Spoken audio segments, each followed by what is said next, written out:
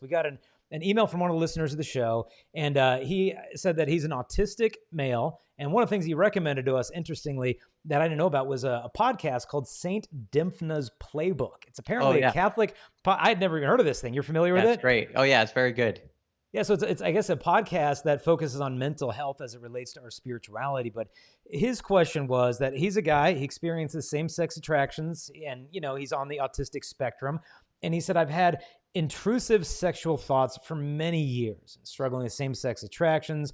And what was a comfort to him is he read a paper from a neuropsychologist at Columbia University. And he forwarded it to me, and he's obviously done his homework. But the article said that people with ASD, which is that autism spectrum disorder, had a larger total brain volume and cortical thickness and smaller volumes of specific brain structures, including the amygdala and parts of the basal ganglia like the nucleus accumbens. The ASD group also showed increased thickness of the frontal cortex, decreased thickness in the temporal cortex. And, I'm not a neuroscientist. I don't know that you are either, but he found great comfort and be like, okay, well, wait a minute. Maybe my temptations are a little different than everybody else's. Maybe if I'm more prone to OCD or hypersexualizing this or that it's not necessarily a license to indulge in that stuff, but maybe it grants me a little permission to be patient with myself and Yes. understanding where this is coming from. I read a psychologist. He said, we're going to make a lot more progress breaking free of this stuff and understanding our unwanted sexual behavior if we just have an understanding of it. And so what has been your experience in terms of what advice would you give to him as a guy who wrestles with autism, same-sex attractions, a little bit of OCD as well, he said, having patience with himself in the midst of this battle?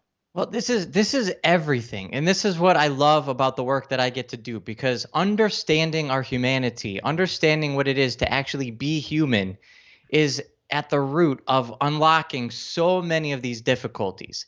And we get stuck because we're approaching the problems not in context of our actual humanity. And people tend to either over spiritualize or over materialize our humanity. And a lot of the secular world is over materializing everything, not giving enough credit to the spiritual dimension of our humanity. But a lot of Catholics and a lot of people in spiritual circles will over spiritualize and not give enough credibility to the material dimension of our humanity. But we are the unity of body and spirit. And so the brain is very much a part of who we are. And these structures and these functions, this physiology is a part of our experience. It's like if you're struggling with charity, you could actually get an injection of a chemical, and that hormone is going to affect your brain, and you're going to be the happiest, most loving person in the world. So it's not just a spiritual issue. I'm not saying we should all get injections of happy hormones, but what's that shot? I could use yeah, it. exactly. So, but the point is, we are susceptible to the brain, and we should understand the brain. And so, at the very root of it, the patience that we can give through that mercy and receiving God's forgiveness and receiving God's mercy and realizing that he knows what it's like. He was one of us. He entered into our humanity to help take us to his divinity. And it's that experience that we need to realize is a justification for our own self-forgiveness and receiving that mercy. So if we start from a place of patience, it's going to be a lot easier because we're not trying to do the impossible. We can't expect perfection of ourselves to be without flaw. That's pride.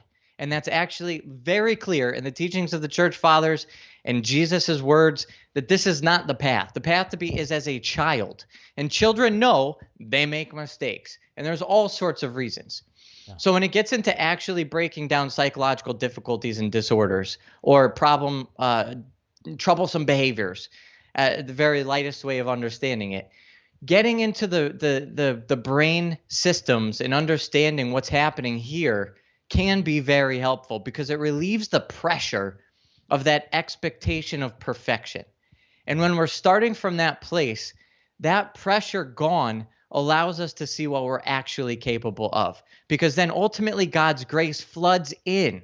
When we let ourselves be like children, when we submit ourselves in humility, that is what opens the door to God's grace. And that's how we can actually grow and overcome these behaviors. So that's the spiritual dimension. Psychologically, we can actually make changes in the brain through the connections that we make, understanding what's happening there. And so that problemsome behavior we get control over by understanding what's actually happening there in the building blocks of it. And there's ways that I've seen that work really well with obsessive compulsive disorder, people that have severe anxiety, scrupulosity, with different autism spectrum things, and then also other sort of like addictive behaviors, masturbation, other things with sexuality. When we get into the nitty-gritty of the hormones, the brain structures, those kinds of things, it's almost like we're relieving the pressure from the expectation that we're supposed to just spiritually pray our way out of this or figure it out, and somehow we're not good enough if we can't do that. Yeah, no, it's good to hear. I remember when I was growing up, my best friend in high school had severe OCD. And I remember he actually had to get kind of sent off to a mental, institution in New York, and left, the state. And it was a really rough time. And I remember being in adoration with my friends. We did a rosary for him, praying, for him, because they didn't know what was going to happen. And, he called me back like 3 days later, he's like, hey, you'd never believe it. He said they found out the medication they were giving me to treat the OCD was actually making my OCD worse. And now they switched me to a new med, and I feel like $1 million. And so, like, sometimes the spirituality and psychology, mesh together. And I think it adds a lot of credibility when you have, professionals like yourself saying, hey, you need the spiritual element. Just as good as it is to hear a priest talk about how important the psychological piece is. I was having dinner just a week ago with an anesthesiologist, and he told me that he will not perform anesthesia, and he's already told his colleagues this, if they present a patient to him who needs to get knocked out in order to have a gender affirmation surgery or the sex change operation. He said, don't even ask me to knock that person out with anesthesia, because he says, look, I look at the medical charts and the list of medications that person is already on for the challenges they're having in their life.